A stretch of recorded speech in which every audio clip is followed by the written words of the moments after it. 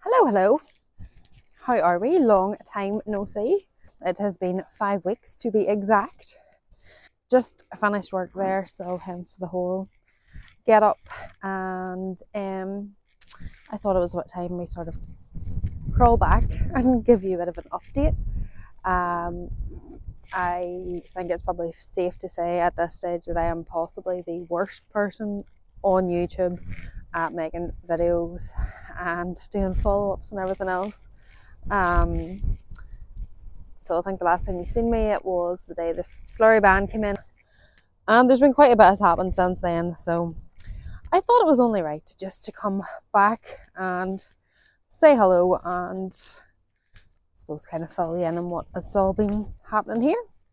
Yeah, so people have been saying to me, "Oh, it must be great. You know, now Slurry's all over. You know, there's no stress. There's no, everybody's just taking everything easy, and it must be great." But unfortunately in this yard you kind of bounce from one hand into the next. So the last time that I had made the video, obviously Slurry was being wrapped up and that was great and grand.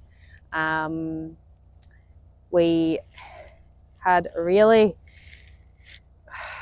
I don't even know where you would even begin with it, to be honest. So the Slurry band came in on the Sunday night at 12 o'clock, and then I think we spent the last 2 weeks then in October trying to finish off silage and maize, which was not simple. Those last 2 weeks in October, I suppose, kind of sliding around to silage fields trying to get everything and anything salvaged that we could. Everything is now in. That's all that read up, thank goodness. We got maize finished up, so maize kind of went on until I suppose a week after Halloween, because we plant maize for a few like pumpkin patches, and then they use the maize as like a maize. So they were the last ones to get cut.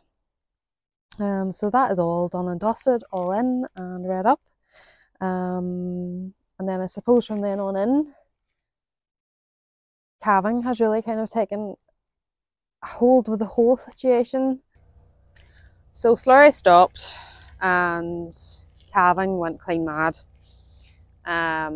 So we were actually about 3 weeks later and starting to calve properly than what we would usually be. And I suppose there's a couple of reasons behind that, really. Kind of, I suppose, to make sure there was enough manpower in the yard whenever we were calving.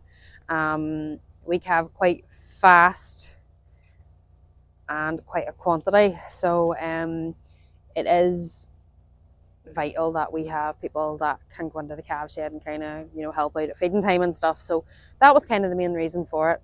There were a few early ones, sorry, and there were a few surprises, but yeah, all in all it kind of worked out not too bad. But whenever I say they started to calve, they literally started to calve. We had just shy of 200 cows calved in 2 weeks. So I'll let you do the maths on that one. So yes, it was a bit mad, it was a bit mental, it was quite stressful, and yeah, it just great job to get it kind of going well, but it was just very busy for a while.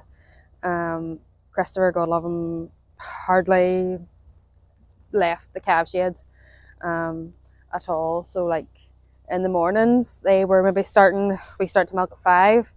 There could have maybe been 3 or 4 cows that had calved during the night, and it was absolutely lashing. And by the time that they had finished milking, there could have been another 7 or 8 cows calved, and that's a lot of work to get calves colostrum, to get them into pens, iodine, navels, everything. And then you've obviously got to make sure then that they're getting everything that they need and that they're going okay. So whenever you have 200 of them landing in 2 weeks, it is quite a lot. I'll take you in the calf shed here now, because look behind me, like it's teeming.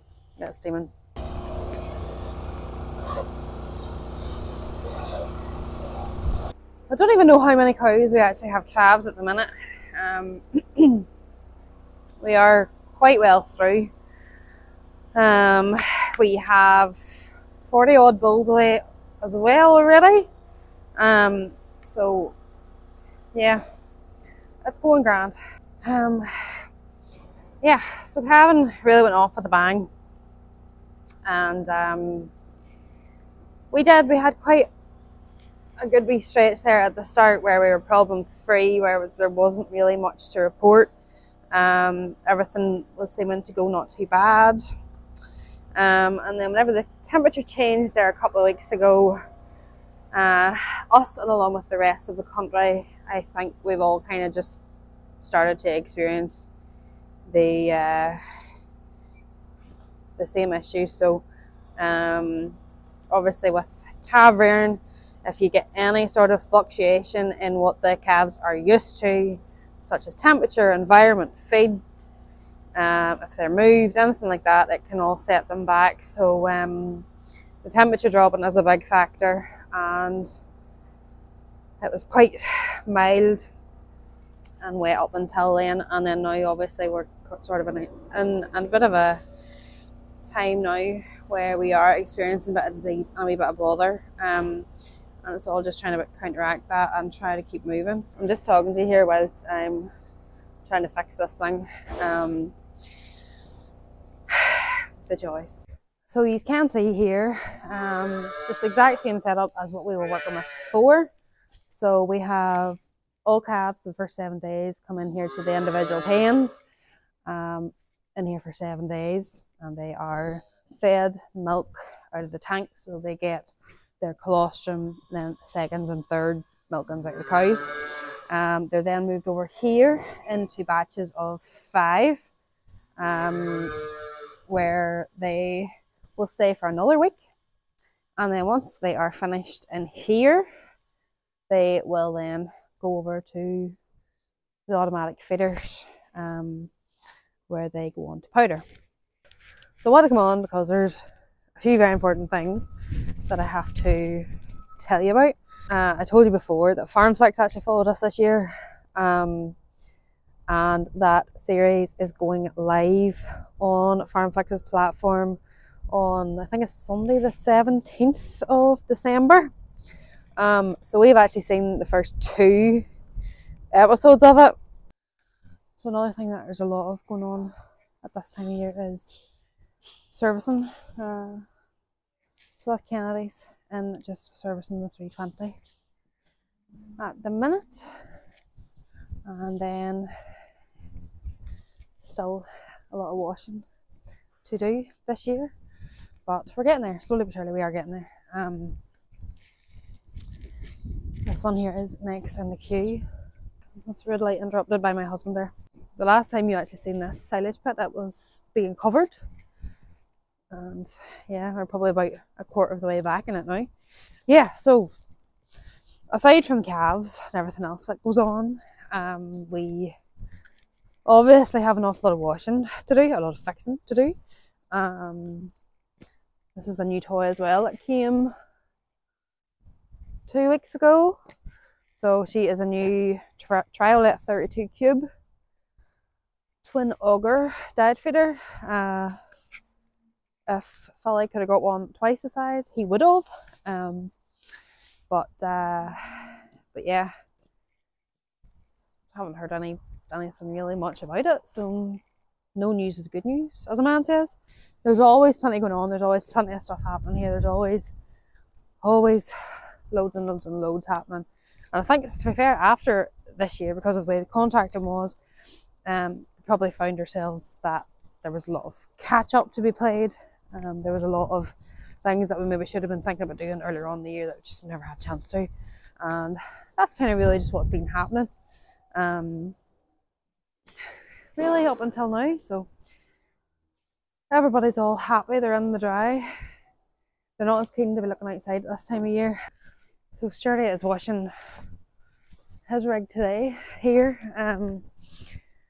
So he was actually complaining to me there a while ago. He came to me and literally all you could see was the whites of his eyes. He was bogging, absolutely bogging. Nelly was giving off that he never had time to wash her.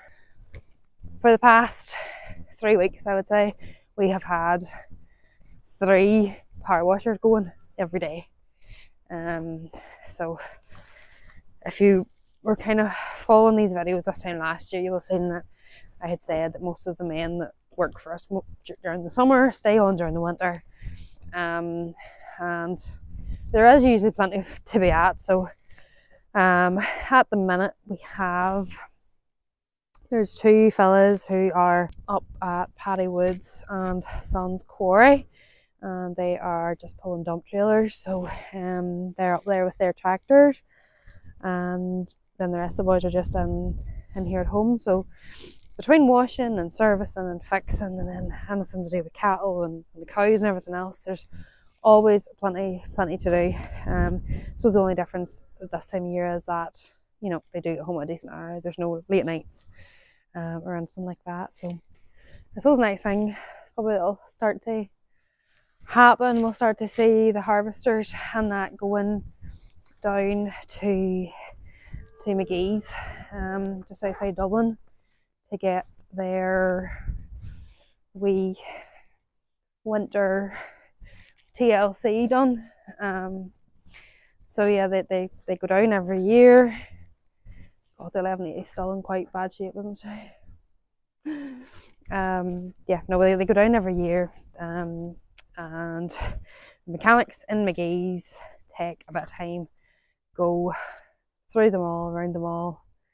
Anything that needs replaced gets replaced. Anything that needs fixed gets fixed.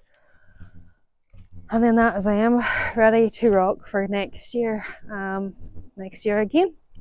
I actually almost forgot. So some of you probably have already seen Farmer Phil's video that he did whenever he came north to do a tractor run there. His video was released there on Tuesday of this week, and he actually got the land of our 8S225 Vario. So I suppose the story behind that was she's down in Michael Dares getting her winter TLC, and they had asked if it would be possible to get the land over, and yeah, so he got a drive in it. So thank you very much to Farmer Phil for the wee shout out, and if you are coming here on Farmer Phil's recommendation to watch these videos, thank you very much. I can't guarantee that's the same educational output that he puts out, but we're here anyway and we're doing it. There's wash bay number 2. Big rigs only. So yeah, that's the crack. Just a wee quick brief update. Oh, and actually just before I go, we've had a lot of people have been in winding us up about how do you say your name? How do you say your name? Because obviously Farmer Phil said it was Killen. It's Killen.